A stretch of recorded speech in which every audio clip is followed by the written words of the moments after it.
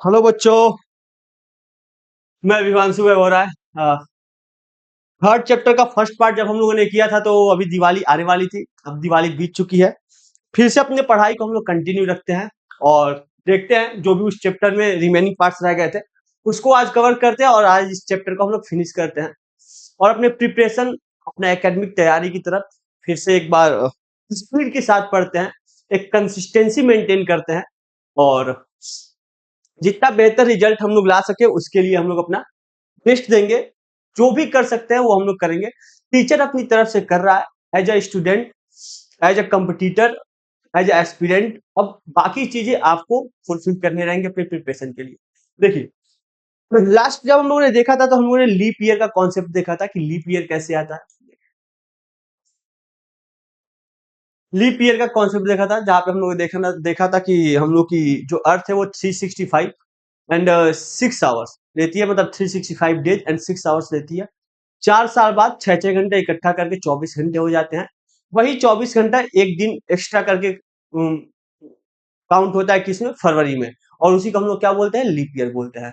अब देखिए उसके आगे का कॉन्सेप्ट बोला हुआ है, लुक एट द फिगर 3.3। कौन सा फिगर, 3.3 का देखा है। 3.3 का फिगर देखिए, 3.3 का फिगर क्या बोला है, look at the figure 3.3। The sun is inclined, the earth is inclined. क्या, द अर्थ इज इंक्लाइंड किसके तरफ, सन की तरफ। मतलब जो अर्थ का ये वाला पोर्शन है देखिए सन की तरफ इंक्लाइंड है। इसके बाद बोला एक बार ध्यान से आप लोग देख लीजिए। देखिए इंक्लाइंड है सन की तरफ। अब देखिए इससे स्टोरी क्या बनाएगा, क्या हम लोग को नॉलेज बस इससे मिलेगी कि सन इंक्लाइंड है तो बोला हुआ है यू विल सी, क्या बोला, you will see that on 21 June the northern hemisphere is tilted towards the sun. बोला हुआ है कि 21 जून को जो अर्थ होगा वो किसके तरफ मुड़ा रहेगा, सन की तरफ मुड़ा रहेगा। Sorry, the rays of the sun fall directly on the Tropic of Cancer. हम लोगों ने जब लाइंस पढ़ी थी, किसके पैरेलल लाइंस हम लोगों ने जब पढ़ी थी, इक्वेटर के पैरेलल, तो हम लोगों ने देखा था कि ऊपर एक ट्रॉपिक ऑफ कैंसर होता है और एक आर्कटिक सर्कल होता है। बोला हुआ है कि 21 जून को, जब 21 जून को हमारी पृथ्वी जो है वो सन की तरफ मुड़ी रहती है, उस दिन होता क्या है, जो सन की किरणें होती हैं, जो सूर्य की किरणें हैं, वो डायरेक्ट कहां पड़ती हैं, ट्रॉपिक ऑफ कैंसर, मतलब कर्क रेखा पे पड़ती है। एज अ रिजल्ट, इसके परिणाम स्वरूप this areas receives more heat. बोला हुआ है इसी के परिणाम स्वरूप, किसके परिणाम स्वरूप, कि हमारी अर्थ मुड़ी हुई है किसकी तरफ, सूर्य की तरफ। इसके परिणाम स्वरूप हमारा जो ये एरिया होता है, नदर्न हेमिस्फीयर होता है, वो रिसीव मोर हीट, बहुत ज्यादा ऊर्जा प्राप्त करता है। The area near the poles receive less heat. हम लोगों ने पहले ही पढ़ा था कि पोल्स की तरफ सन का जो रेज होता है, जो हीट होता है, वो कम जाता है। बोला हुआ है the poles receive less heat as the rays of the sun are slanting. The North Pole is inclined towards the sun and the places beyond the Arctic Circle experienced continuous daylight for about 6 months। क्या बोला हुआ है कि अगर हमारी पृथ्वी सूर्य की तरफ मुड़ी हुई है, अगर हमारी पृथ्वी सूर्य की तरफ मुड़ी हुई है तो उसके 6 महीने तक, मतलब 21 जून, 21 जून को हमारा जो सूर्य की किरण है वो डायरेक्टली किस पे पड़ा है, ट्रॉपिक ऑफ कैंसर पे। उसके बाद लाइन बोला हुआ कि the North Pole incline toward the sun and the places beyond the Arctic Circle. Arctic Circle का मतलब 66.5 नॉर्थ में हम लोगों ने पढ़ा था, 66.5 north experience continuous day light for about 6 month. उसके बियॉन्ड, आर्कटिक सर्कल के बियॉन्ड 6 महीने लगातार क्या डे लाइट एक्सपीरियंस करेगा, कौन, आर्कटिक सर्कल के बियॉन्ड जितने भी रीजन्स हैं। Since a large portion of the northern hemisphere is getting light from the sun. क्या बोला हुआ है, इसलिए इसलिए इक्वेटर के नॉर्थ के जितने भी पोर्शन है, इक्वेटर के मतलब नदर्न हेमिस्फीयर जो है वो ज्यादा हीट प्राप्त करेगा। It's summer in the regions north of the equator. हम लोग को मालूम है जून में भयंकर गर्मी, जुलाई में भी गर्मी हमारे यहाँ रहती है, मतलब ऑलमोस्ट मार्च अप्रैल से हमारे यहाँ गर्मी शुरू हो जाती है। और वही इसने बोला हुआ है, क्या बोला हुआ है कि the northern hemisphere is getting light from the sun, it is summer. हमारे यहाँ क्या रहती है, गर्मी रहती है। क्यों रहती है? क्योंकि हम भी नदर्न हेमिस्फीयर में एग्जिस्ट करते हैं। In the regions north of the equator the longest day and the shortest night at this places occur on 21 June. पहला क्वेश्चन क्या बनेगा कि हमारे यहाँ सबसे बड़ा दिन और सबसे छोटी रात कब होती है? 21 जून को। At this time At this time, the southern hemisphere, all these conditions are reversed. बोला हुआ है कि सेम टाइम पे जो सदर्न हेमिस्फीयर में कंडीशन रहेगा वो सारा का सारा क्या रहेगा? उल्टा रहेगा। It is winter season there. हमारे यहाँ अगर गर्मी है तो उनके यहाँ क्या हो जाएगी? ठंडी। The nights are longer than this age. अगर हमारे यहाँ सबसे बड़ा दिन है उस दिन तो उनके यहाँ सबसे बड़ी क्या रहेगी? रात रहेगी उस दिन। This position of the earth is called summer solstice. क्या कहलाएगा? Summer solstice. उसके बाद सेम चीज अब देखिएगा, जो हमारे यहाँ 21 जून को हो रहा है और उनके यहाँ 21 जून को हो रहा है, मतलब हमारे यहाँ गर्मी और उनके यहाँ ठंडी।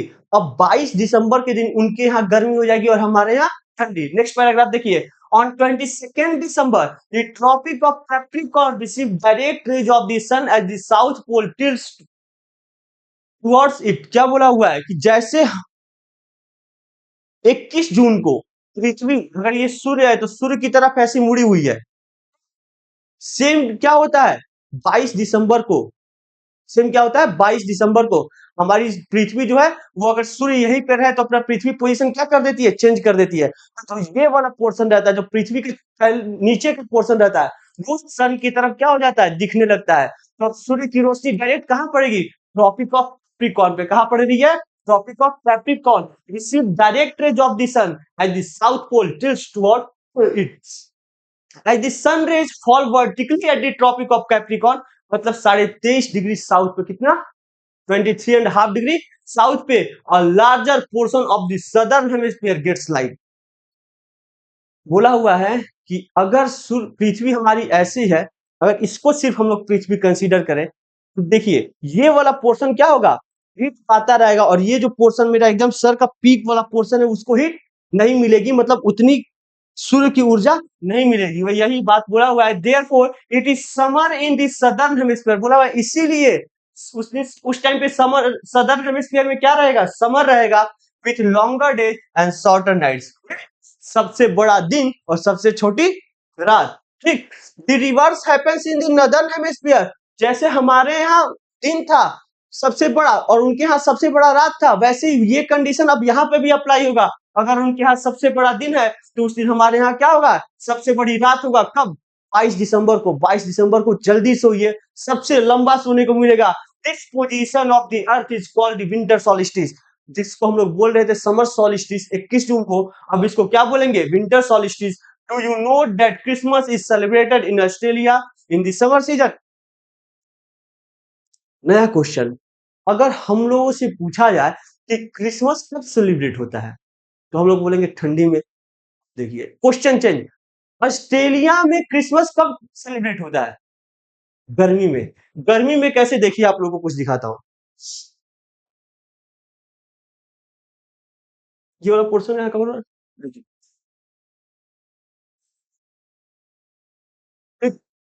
रुकिए चेंज करता हूं।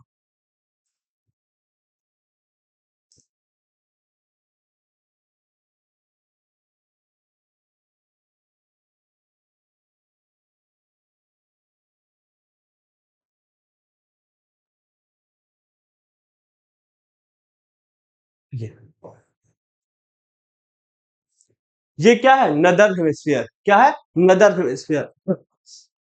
और ये क्या है? Southern hemisphere.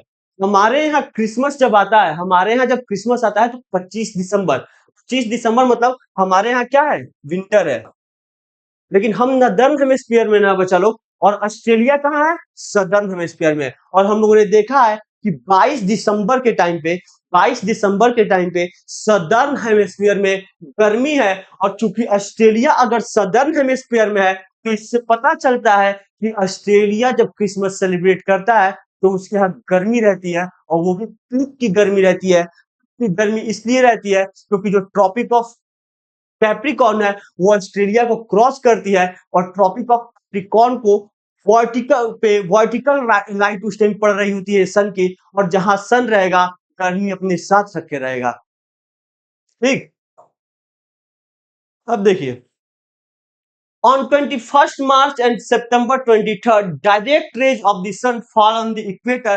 At this position, neither the poles is tilted towards the sun, so the whole earth experience equal days and equal night. This is called equinox. दो चीज कॉन्सेप्ट हम लोगों ने पढ़ा, एक सोलिस्टिस और एक अभी हम लोगों ने सुना इक्विनॉक्स। मैं क्या बोला कि अगर सिर्फ इसको सन कंसीडर करते हैं, सिर्फ इसको सन कंसीडर करते हैं, सन कंसीडर करेंगे तो देखेंगे जो 21 जून का हम लोग का पोजीशन है, क्या 21 जून को, और अगर इसको अर्थ कंसीडर करेंगे तो ये नॉर्थ पोल और ये साउथ पोल। देखिए 21 जून को सन अर्थ का पोजीशन ऐसे घूमते घूमते घूमते घूमते ये आया 22 दिसंबर तक, कहा 22 दिसंबर तक।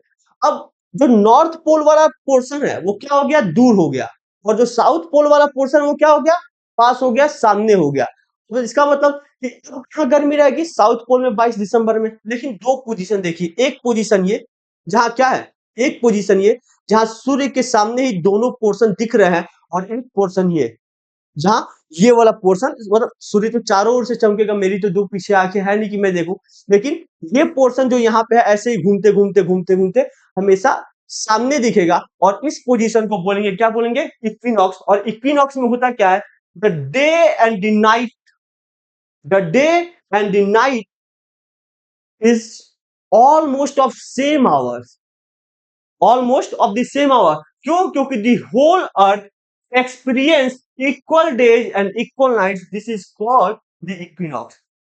देखिए कुछ कुछ क्वेश्चन यहां से देखिए, एक पूछेगा समर सॉलिस्टिस कब होता है, एक पूछेगा विंटर सॉलिस्टिस का क्या होता है, एक पूछेगा इक्विनॉक्स क्या होता है, कभी कभी क्या पूछेगा, डेट पूछेगा। समर सॉलिस्टिस का डेट तो 21 जून, विंटर सॉलिस्टिस का डेट तो 22 दिसंबर। अब क्या पूछेगा इक्विनॉक्स का, तो एक 21 मार्च और एक 23 दिसंबर। ठीक,